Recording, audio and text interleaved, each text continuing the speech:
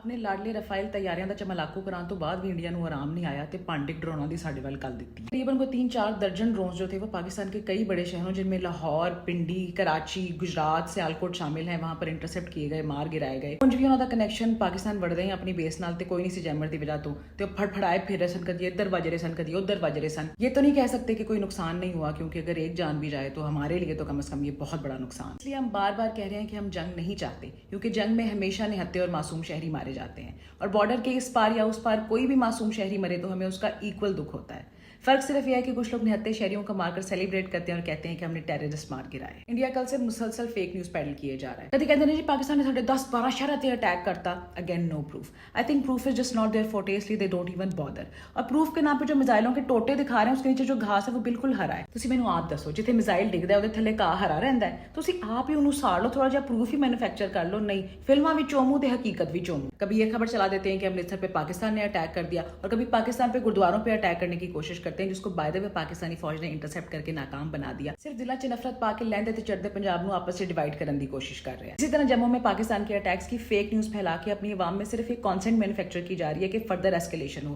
और 1.5 बिलियन लोगों को जंग की इस आग में झोंक दिया जाए। फेक न्यूज और प्रोपेगेंडा से बचने का बेहतरीन तरीका यह है कि जब भी आपके पास कोई न्यूज आए, ख्वाह व्हाट्सएप के थ्रू या वैसे, तो जब तक आपको हुकूमती जराए से उसकी कोई कॉन्फर्मेशन ना मिले, प्लीज उस पर यकीन मत करें। जब तक आपको कोई ऑफिशियल इदारा ये ना बताए कि हाँ जी ऐसा हुआ है या ऐसा होने वाला है, तो फेयर मॉन्गरिंग और पैनिक से बचें। अनफॉर्चुनेटली सिचुएशन ऐसी बनी हुई है कि कोई भी इंसान इसका शिकार हो सकता है। जब तक कोई हुकूमती इदारा आपको कोई खबर ना दे, ना तो आप उसको माने और ना ही फॉरवर्ड करें। एक और बहुत इंपॉर्टेंट बात कि जहां जहां ड्रोन्स का मलबा गिर रहा है, प्लीज उसके पास जाकर उनको टच मत करें। छोटे छोटे बच्चे ड्रोन्स के पार्ट्स उठा के फिर रहे हैं, उसके साथ कोई भी ऐसी डिवाइस अटैच हो सकती है जो एकदम ब्लो अप कर जाए, धमाका हो जाए, आपको नुकसान हो सकता है। सो प्लीज जो ऑफिशियल अथॉरिटीज हैं सिर्फ उनको ही ड्रोन के मलबे को हैंडल करने दें।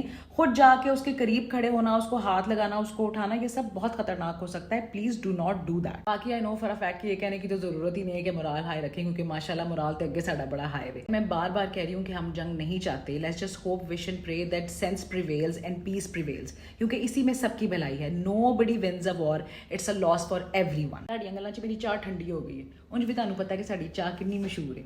लास्ट टाइम तो हमने सिर्फ चाय पेड़ा खाया था, ऐतके असीं रफाइली फ्रेंच टोस्ट ते फ्रेंच फ्राइज भी नाल कर लेने।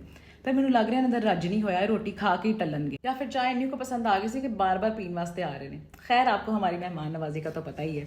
आओ पियाने आ तुहानूं। चीयर्स।